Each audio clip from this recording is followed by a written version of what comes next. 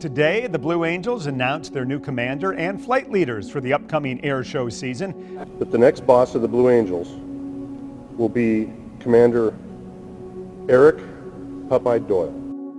It's truly a dream come true for Doyle, who first set his heart on this moment as a child. I was one of those kids, 5 years old, watching airplanes and going to museums and watching the Blue Angels, and I'm still a fan of the Blue Angels. Sometimes I forget that I'm on the team because I'm such a fan of what this team does and what they represent. Since I knew what flying was, I wanted to do it, and I just kept putting my head down and kept trying.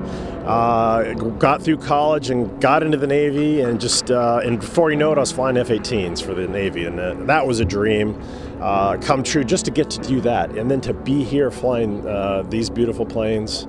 Like I said, it's a dream.